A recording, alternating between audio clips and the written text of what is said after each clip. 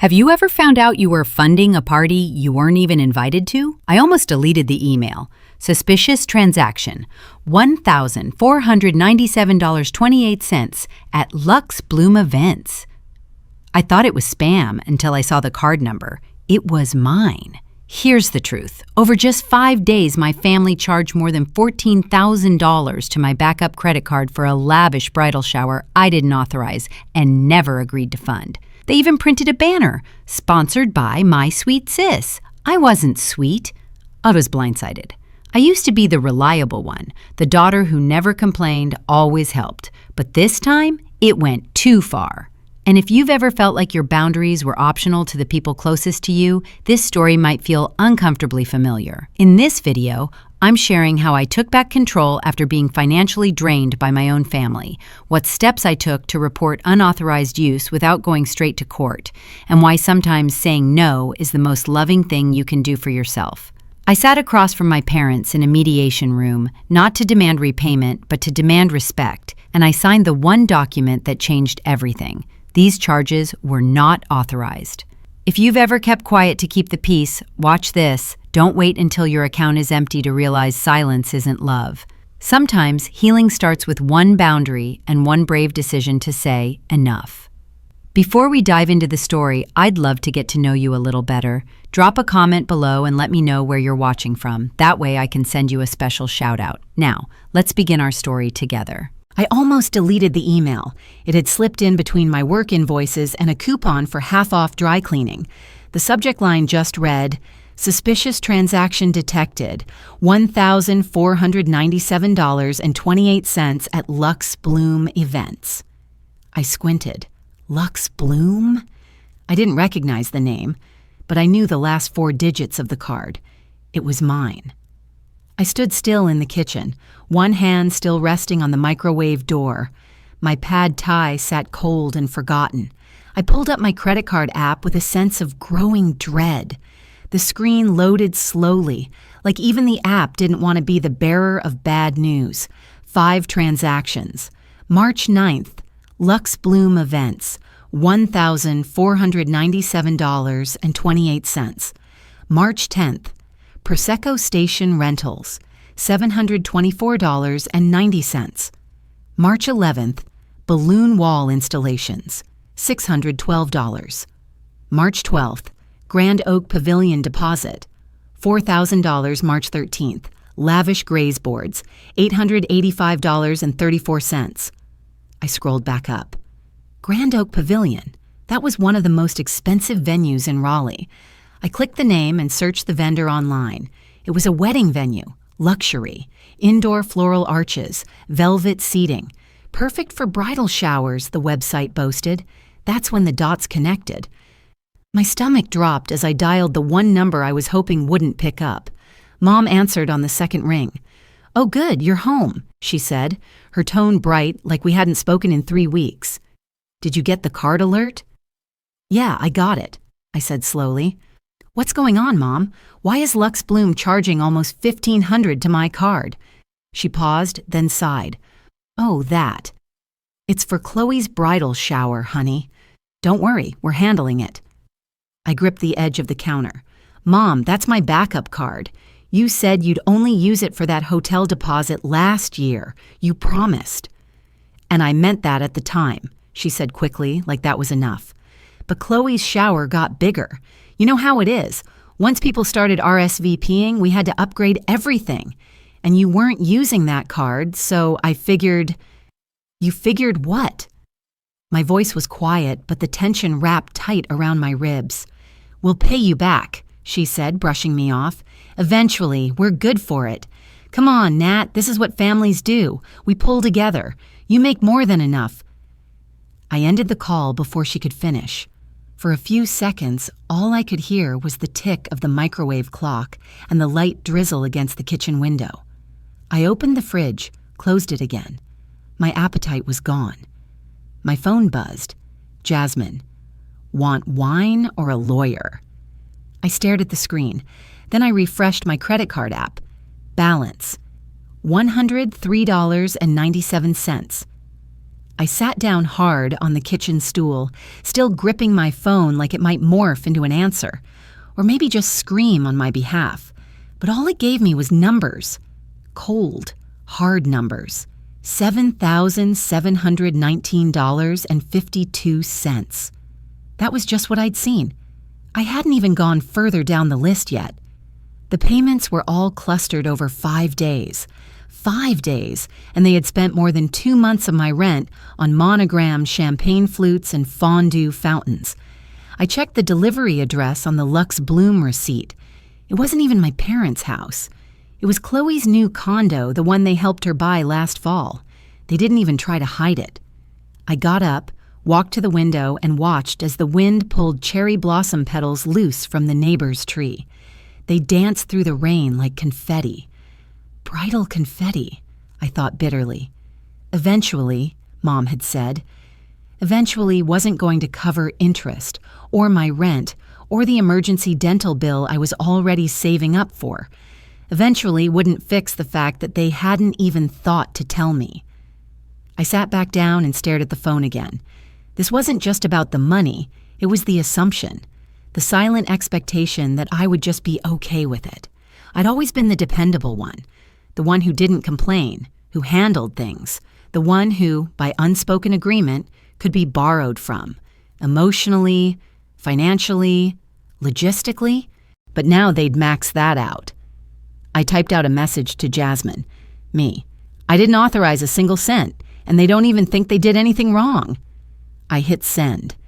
Then I turned the phone over on the counter and sat in the quiet. Outside, the rain picked up. Inside, the pad thai went cold a second time. And for the first time in years, I felt something shift in my chest, something brittle starting to crack.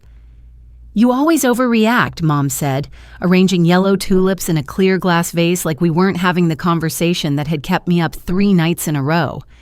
It's not like we drained your savings.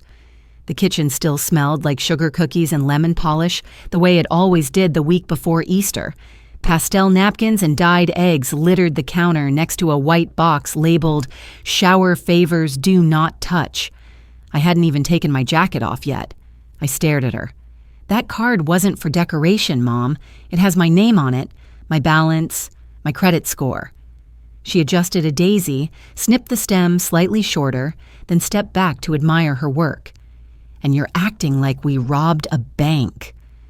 I had to laugh, even if it came out hollow. You spent over $7,000 without telling me. That's not a misunderstanding. That's theft. Oh, Natalie, she said, her voice dipping into that wounded register that always made me feel like I was being too harsh. You're making this bigger than it needs to be. Everything's going to work out. I sat at the edge of the counter stool, hands clasped tight in my lap. My voice was low, measured. That's not the point. You didn't ask. You didn't even warn me. I had bills lined up this month, planned expenses. What would have happened if I needed that card?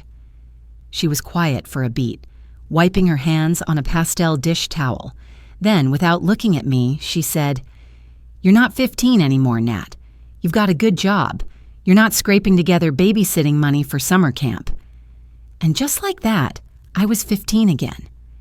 Sitting on the edge of my twin bed, holding a crumpled envelope that used to be full of small bills from pet sitting and lawn work. I had saved for 2 summers to go to nature camp in the mountains, but it was gone, spent on Chloe's recital costume and travel expenses. Chloe needed it more, Mom had said. You're the older one. You'll understand someday. Back then, I cried into my pillow. Now, I just exhaled slowly. I'm not asking you to understand me, Mom. I'm asking you to stop assuming I'm okay with this, because I'm not. From the living room came the sound of tissue paper crinkling and tape being ripped. Chloe's laugh filtered through the open doorway like sunlight, light and oblivious. You always make everything about money, Mom said. I turned to her. Number, I make it about trust and respect, which is not what I'm feeling right now. Dad wandered in from the hallway, mug in hand. He looked like he'd just woken from a nap, hair flattened on one side, socks mismatched. What's going on? He asked, clearly already tired of the answer. She's upset about the credit card, Mom said without missing a beat. Again. Because you used it without permission, I said, eyes still on her. Dad scratched his chin. We'll pay you back eventually. Eventually isn't a plan, I replied. He shuffled out again, clearly uncomfortable with being asked for accountability. Chloe burst in, holding a long banner made of glittery cardstock. Look what I made, she beamed, oblivious. Bridal shower sponsored by my sweet sis. Cute, right? I blinked. You... What? She unrolled it, holding the ends proudly. Mom said it was fine, it's just a little fun. I mean, I know you didn't actually throw it, but it's still your name. You helped. I stared at the bubbly script, the pink glitter hearts, the sheer disconnect from what I was actually feeling. I didn't help, I said. I didn't even know. Oh, Chloe said, still smiling like this was a minor detail. Well, technically, it's your card, right? Mom called from the kitchen. Nat, can you help me with the shower favors? The glue dots keep sticking to the counter. I'm not here to help, I said. Chloe's smile faltered. You're not. I took a breath. No. I turned toward the dining room where a speakerphone buzzed to life. Aunt Marie, Mom's older sister, chiming in from Florida to check on party progress. Her voice crackled through the line. Carol, you used Natalie's card again? There was silence. Mom muttered something about not discussing this now. Aunt Marie didn't let up. You said last time it was a one-time emergency. I didn't wait to hear the rest. I walked to the entryway, grabbed my jacket from the hook, and slung my bag over my shoulder. The kitchen behind me was quiet for a beat, then filled with the distant echo of party planning continuing as if I hadn't been there at all. I stepped out into the cool spring air.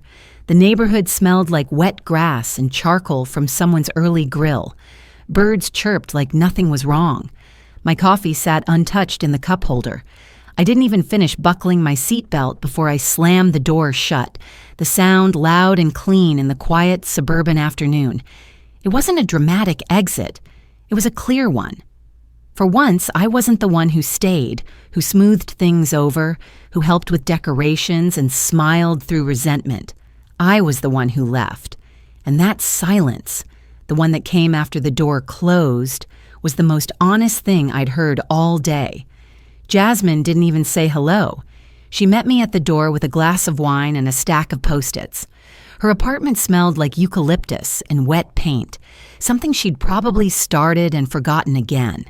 There were canvases leaning against the wall, brushes scattered across the dining table, and a golden retriever calendar already flipped to July, even though it was only the second week of June. I walked in, holding a manila folder, the kind I used to take to interviews. It felt heavier than it should have. Okay, Jasmine said, clearing a space on the coffee table with a dramatic sweep of her arm. Let's get into it. The moment I sat down, her fingers were already flipping through the statements. My credit card charges color-coded and highlighted. She'd labeled everything. Pink for vendors, yellow for food, green for, what the actual hell is this? This isn't a misunderstanding, she said, pointing at a $2,800 balloon installation. It's fraud, Natalie, and they're counting on you being too polite to stop it. I didn't say anything. My fingers traced the rim of the wine glass. I hadn't eaten since breakfast. Jasmine nudged the folder toward me. You realize they used your card for the entire thing, right? Like down to the engraved mini perfume bottles. Who even needs that many party favors? I nodded slowly. It was Chloe's bridal shower. She tilted her head. That doesn't mean you fund it, especially not without your consent. I sighed. I don't even remember when this started. Last year, Mom said she needed a card just in case for a hotel thing. She swore she wouldn't use it again. Well, Jasmine said, circling a transaction with her pen, either your mom's a compulsive liar or she thinks just in case covers a $1,900 floral ceiling. She pushed a stack of printed receipts toward me. This is $14,368.04, and that's just what we can verify. There might be more. My stomach clenched. I knew it was bad, but seeing the number printed that large, highlighted in orange, was something else. It was real now, not a glitch, not a mistake.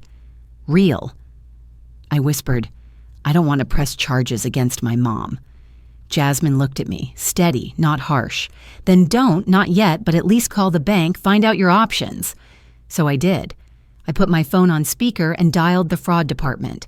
The hold music was a tinny jazz loop, the kind that made my teeth itch. After a few minutes, a calm voice greeted me. Thank you for calling Wellspring Financial Services Fraud Division. My name is Aaron. Can I start with your account number? I read it out. Jasmine sat beside me, arms folded.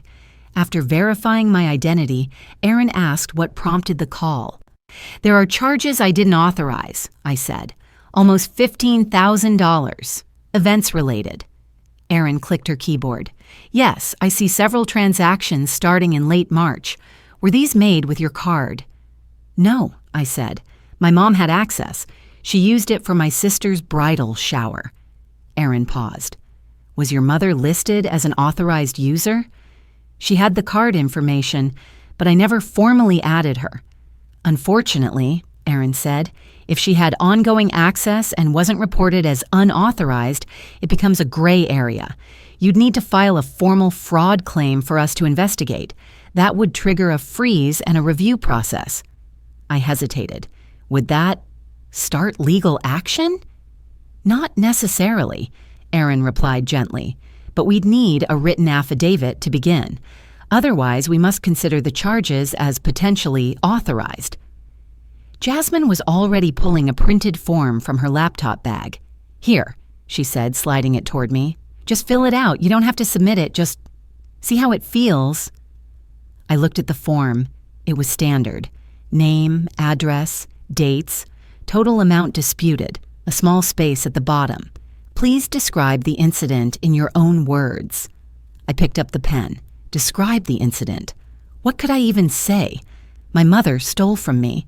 My family thinks boundaries are optional. My sister's shower was more important than my dignity. I wrote, charges were made using my credit card without my consent. I did not authorize any of these transactions. My handwriting wobbled. Jasmine didn't say a word. The last line of the form was a signature. I stared at the space, for longer than I should have. I don't know if I can do this, I whispered.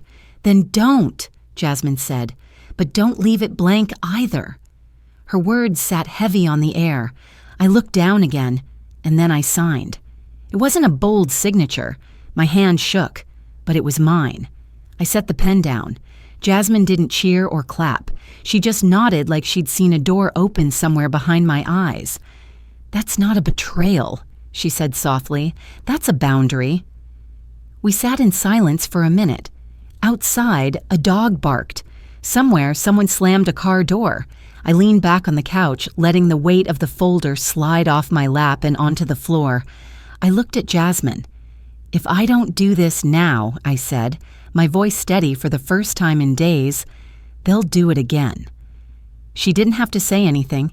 She just poured me another glass of wine. Dear friend, what would you do if you were in my shoes?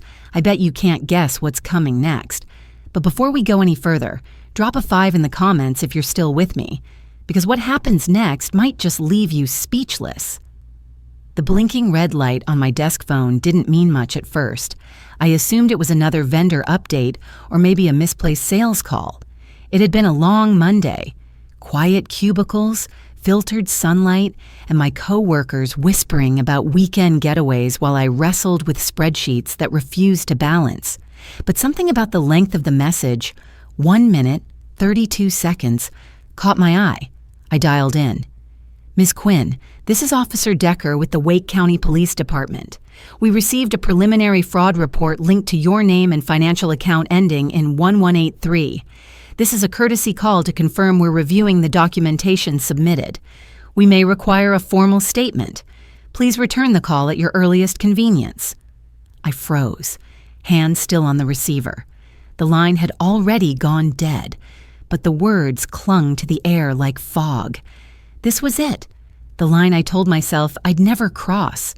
I once said to Jasmine, no matter what they've done, I'm not calling the cops on my own family. But it wasn't just about calling anymore. The wheel had already turned. I didn't tell anyone at the office. I just took a break, walked down the stairs, and sat in my car with the windows half cracked. My hands shook as I unlocked my phone. There were 2 new notifications. The first was a voicemail from Mom. Her voice was clipped, brittle, like she'd rehearsed it 3 times. "I cannot believe you dragged outsiders into this, Natalie. Over a party? You think that's how families handle things? You're being dramatic. You always were." No apology, no ownership, just outrage that I didn't keep it quiet. The second was a text from Chloe. "Chloe, why are there cops involved? Mom's panicking. You seriously need to chill. Chill. Right. Like being financially gutted was a minor inconvenience. I locked my phone and rested my forehead against the steering wheel. For a second, I wondered if I'd gone too far. Maybe I could walk it back, say it was a mistake, call off the investigation. But then I remembered the balance on my credit card. I remembered standing in my own apartment wondering if I could afford groceries because someone else decided my money was theirs. That thought snapped something into place. I wasn't angry. Not exactly, just clear. That evening, I did what I hadn't done in weeks. I called Aunt Marie. She answered on the second ring. "Hey, baby girl," she said, like it was any normal Tuesday. "I need to ask you something," I said, my voice lower than I meant it to be. "Am I doing the wrong thing?" There was silence on the other end, the kind that holds more than words. "You didn't do this to them," she finally said. "They did this to you, and you're just finally telling the truth out loud." "I don't want to ruin everything." "Honey," she said with a voice soaked in weariness, "they ruined it when they decided you didn't matter. You're not breaking anything. You're just refusing to patch it back up for them." I sat on my bed after that call, staring at the email from Officer Decker. The cursor blinked like it was waiting on me, on my courage, on my decision. I replied, "I'm ready to proceed. Let me know what you need from me." Just 1 sentence, but I read it twice before clicking send. An hour later, I was brushing my teeth when my phone buzzed on the counter. I glanced over. Chloe had posted to her Instagram story. It was a boomerang of her crying, fake lashes wet and clinging. The caption read, "Some people ruin everything, even your happiest moments." It didn't name me, but it didn't have to. The comments were already pouring in. Who would do that to their own sister? "You don't deserve this." "She's jealous, babe. Keep shining." I didn't reply. I didn't throw a counterpunch. I just turned off the light and lay down. Outside, the cicadas had started up again, buzzing like they were winding the summer down early. I pulled the blanket tighter around my shoulders and stared at the ceiling, wondering if standing up for yourself always came with this much silence. I didn't rehearse what I was going to say. I'd written it all down, typed out, printed, stapled into a clean folder. But when I walked into the Wake County mediation office that Thursday morning in October, the words didn't come from the page. They came from somewhere deeper. The room was plain. Off-white walls, a laminate table, chairs with just enough cushion to be uncomfortable. A clunky coffee machine gurgled in the corner like it had a headache. It smelled like burnt beans and copy paper. Across from me sat my parents, Carol and Dennis Quinn. I didn't call them Mom and Dad that day. I couldn't. They looked smaller than I remembered. Carol's hands were folded too tightly in her lap. Dennis tapped his foot like he was waiting for a dentist appointment. No one said hello. The mediator, a gray-haired woman in a navy cardigan, introduced herself as Ms. Caldwell. "This is a voluntary session," she said. "The goal is to clarify expectations and resolve conflict without court intervention. Ms. Quinn, you may begin." I pulled out the folder and laid it on the table. These are the itemized transactions made on my credit card between March and April, totaling $14,368.71. None of them were authorized by me. They include deposits to Lux Bloom events, Bell Balloons Raleigh, and a wine catering company called Fizz and Whimsy. The Prosecco welcome station alone was $1,200. Carol winced. Dennis blinked at the table like the numbers would rearrange themselves into something more forgivable. "It was never meant to hurt you," Carol said softly. "We thought we'd pay you back by the end of summer." I shook my head gently but firmly. "You didn't ask." That's what hurt. Silence. A kind of silence you don't notice until it starts to press on your ears. Then the door creaked. Chloe walked in. She wasn't supposed to be there until later, but I guess curiosity, or guilt, got the better of her. Her makeup was flawless. She was dressed like she was headed to brunch, not a mediation. "What's going on?" she asked, eyes darting around. I thought this was about boundaries or something. Miss Caldwell looked at me. I nodded. "It's about accountability," I said, facing Chloe. "The bridal shower you posted about, the one with the flower wall and the sushi boat and the neon sign that said, 'Future Mrs. Kensington'? That wasn't a gift. It was theft. You didn't steal it, but you benefited from it." Her lips parted. "Wait, I thought you... Mom said you offered." Carol's voice cracked. I didn't want her to think we couldn't do something nice. It was Chloe's year. She was finally happy. "It wasn't your decision to make with my money," I replied. "You could have asked, but instead you chose to let me find out by reading a bank alert." Dennis cleared his throat. "I told Carol not to use that card again, but it was already paid for at that point. We didn't know how to undo it." I took a breath. "That's the thing. You didn't try. You didn't even think it was wrong until someone outside the family called it fraud." There it was. Carol's hands were shaking now.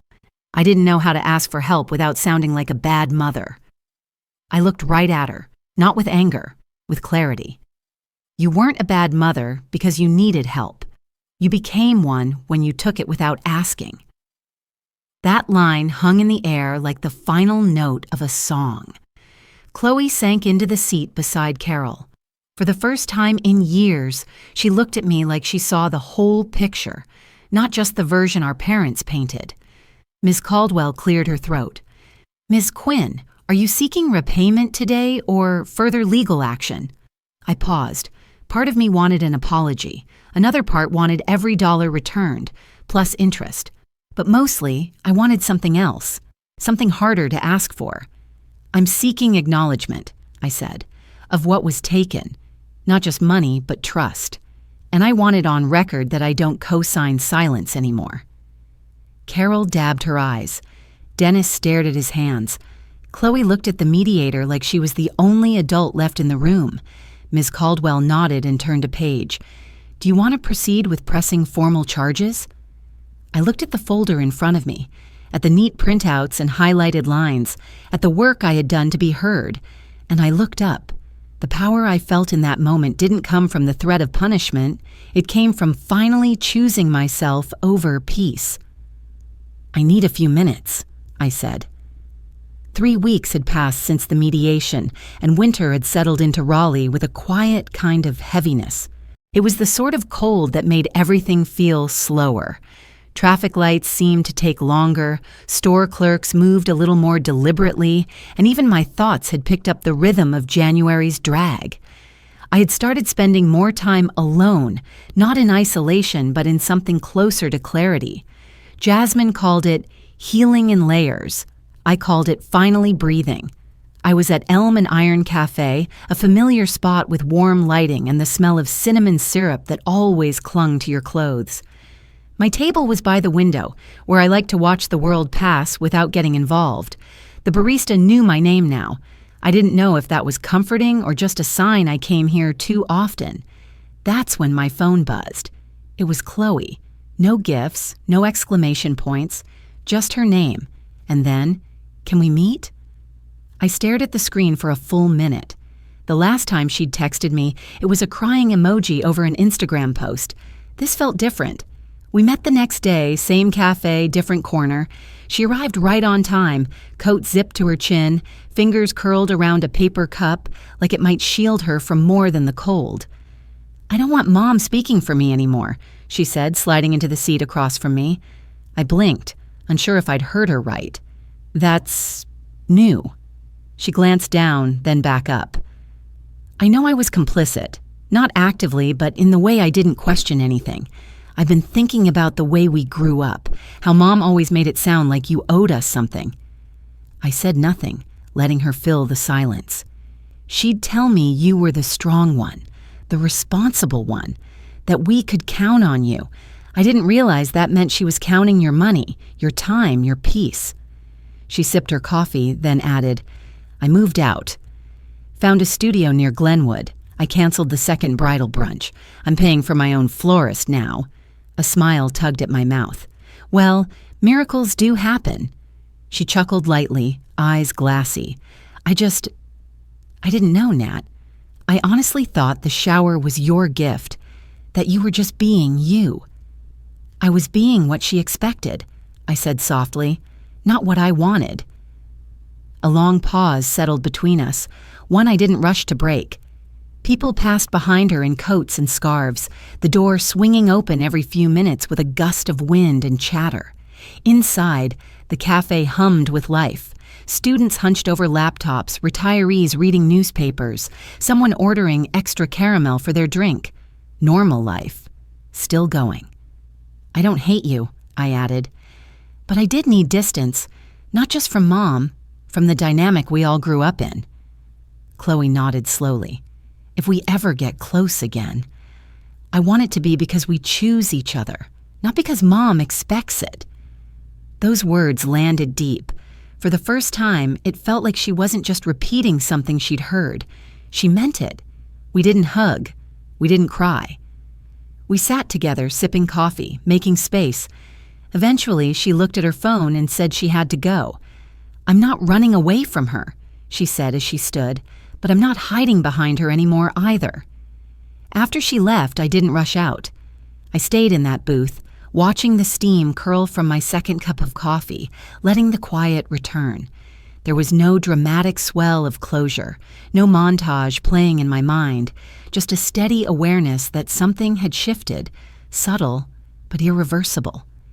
I thought about all the birthdays Chloe and I had shared growing up, the ones where she got the big cake and I got the big job of cleaning up, the dance recitals I helped her rehearse for, even when I had midterms the next day. I never resented her for being the favorite. Not really. I resented that no one ever asked what it cost me to play the dependable one, and maybe that was the heart of it.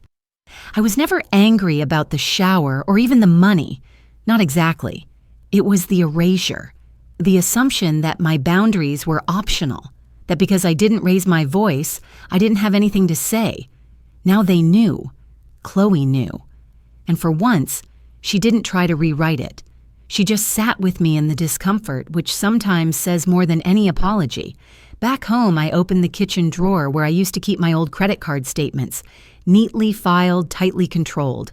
I pulled them out one by one, not to study the charges, but to remind myself how far I'd come. Each line was a line I'd redrawn. Each number, a page I no longer owed anyone but myself. Healing, I realized, isn't a single moment. It's a series of small decisions. The texts you don't answer right away, the brunch you skip without guilt, the silence you allow because not every wound needs a witness.